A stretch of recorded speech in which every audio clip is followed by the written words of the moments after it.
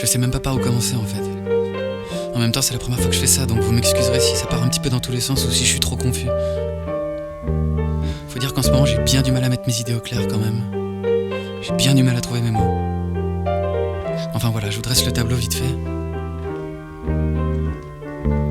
Je suis né dans une famille plutôt aisée, j'ai toujours été privilégié. J'ai jamais manqué d'amour ni de rien d'autre d'ailleurs, même si ma mère, qui vient quand même d'un milieu assez populaire, était parfois un peu sévère avec mes frères et moi. À l'école, j'étais bon élève, à la maison, j'étais poli. Je me souviens pas avoir fait trop de conneries étant petit. Par contre, j'ai fait des études correctes et aujourd'hui, je sais que mon parcours est plus ou moins tracé. Disons que je sais où j'arriverai si je continue sur ma lancée. J'aurai probablement une femme et de beaux enfants, un crédit à payer, un épagnol anglais et un coupé cabriolet. Et pourtant, vous voyez, ça fait maintenant presque 6 mois que je dors à peine, que je peux ne rien bouffer pendant 2 jours sans même m'en apercevoir. Et quand je me regarde dans le miroir, j'y vois un mec bizarre, pâle, translucide, tellement livide, à faire sourire un génocide. Docteur, je rigole pas. Faut que vous fassiez quelque chose pour moi, n'importe quoi. Prenez un marteau et pétez-moi les doigts, je sais pas. Parce que là, je peux vraiment plus. Je peux plus sortir dans la rue, je peux plus mettre les pieds dans des bureaux. De toute façon, je suis devenu incapable de prendre le métro. Ça pue la mort, ça pue la pisse. Ça me rend claustro et agressif. Et puis j'ai vraiment l'air d'un gland dans mon costard trop grand et mal taillé, que même si je voulais faire semblant, il y aurait toujours marqué en gros troufion sur mon front. Et puis tous ces gens qui cherchent absolument à s'entasser, qui poussent, qui suent, qui sifflent entre leurs dents comme des serpents. Vas-y, du coup on monte, t'as raison. De toute façon, t'auras beau être le premier arrivé, à la clé on va tous se taper la même journée scabreuse. Les yeux collés à l'écran de l'ordinateur, tu te détruis les pupilles, à lire en diagonale des choses auxquelles t'entraves que dalle. Non mais tu comprends, il est hyper important ce dossier. Le client il raque 300 € de l'heure, alors tu te débrouilles, tu vas chercher sur Google s'il faut, mais tu me finis ça pronto. Ah oui, vous avez parfaitement raison, oui. C'est de ma faute, oui, je suis pas assez réactif. Ah, c'est drôle, oui. Collez-moi des gifles. Connard. Et si t'allais plutôt te carrer des poignées de porte dans le cul pour voir?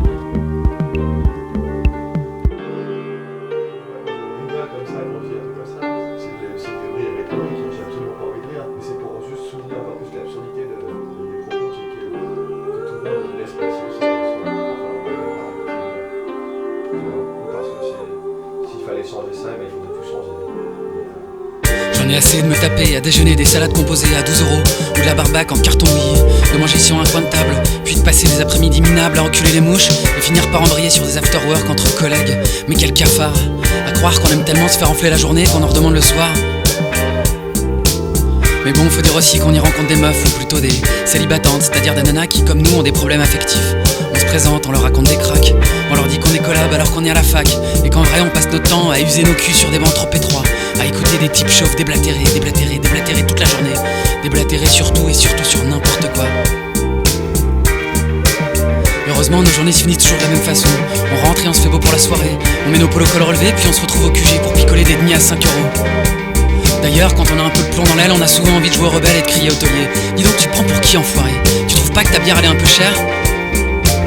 On le ferait si on avait un peu de cran dans nos artères, mais on préfère se taire et continuer à gaspiller notre thune, à user notre salive pour pas grand chose et à fumer comme des sapeurs, histoire de s'amocher à fond avant d'être vieux, d'agrandir les valoches qu'on a déjà sous les yeux.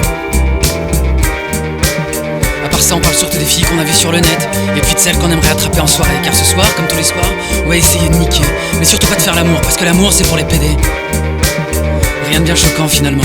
Des gars qui parlent des filles qui baisent pour dire qu'elles baisent. La baise, on en garde souvent que des regrets, parfois des maladies. Au fond on fait ça sans plaisir, sans réelle envie. C'est surtout pour ne plus penser, ça cache des plaies à vif mais ça c'est un secret.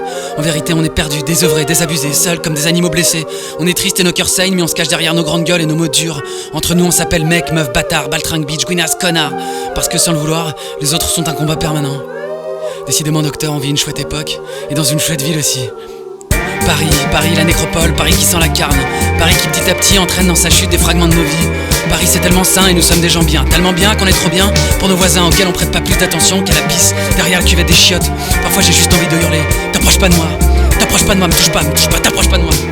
Docteur il me faut un truc, n'importe quoi sinon je vais craquer. Et je risque de cogner une vieille, un passant, un mioche. Et ce sera moche. Ce sera vraiment moche.